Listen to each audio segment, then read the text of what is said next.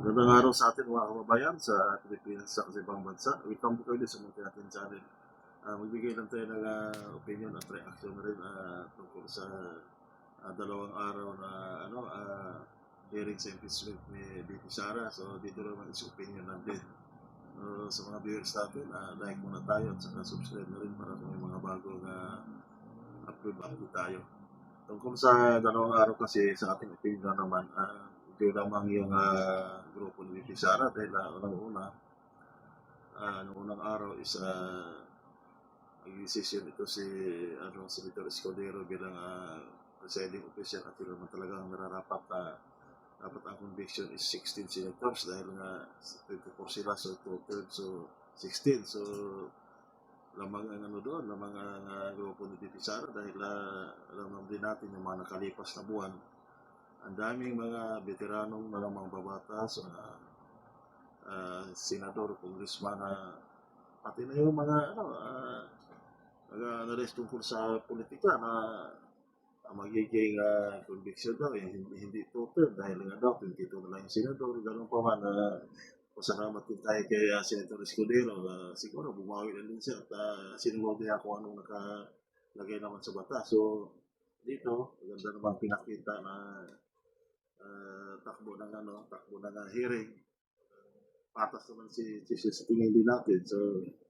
sa panong araw naman dito is nakita din naman natin na yung mga kahilingan ng prosecution kagaya na gustong iparap si BP Sara hindi rin dito nangyayari tinanggihan din ito at nadinag dito ng presiding officer so medyo lamang ang grupo ni BP Sara pangalawa dito tungkol naman sa pagbabanta naman di umano ni BP Sara so dito naman is mahirap papatunayan sa tingin din naman natin siyempre tinatanong siya ng media sagot lang niya na kung siya ang matitigo ay nakausap na siya na ito rin ang papatay sa tatlo. Gano'n pa man dito,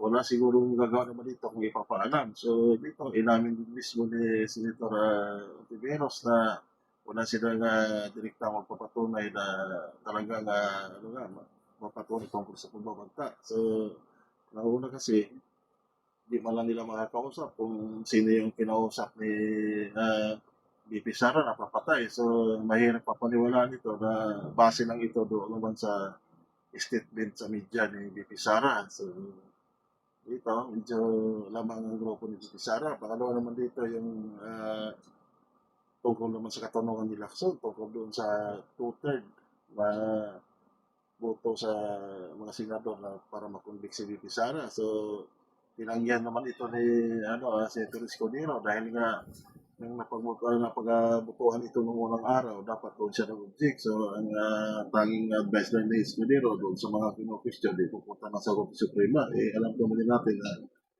may katagalan na pagdating sa Korte Suprema kasi nakapila rin yun kay, dating Pangulong Duterte hanggang wala pang desisyon. So, dito, kung i-accept mo dito sa Supreme Court, baka tapos na yung impeachment, hindi pa na-desisyon na yung nasabi ni Clau. So, dito, tuloy lang siguro kung ano ang nararapat. Salamat kay Escudero dahil hindi basket nasa mayorya na siya. So, gusto lang itong bumawi din naman. Sayang ang effort ng kinaukulan. Nagpakulong na sila ng tao. Pero hindi pa rin nababawasan dahil ipakulong nila lahat ito.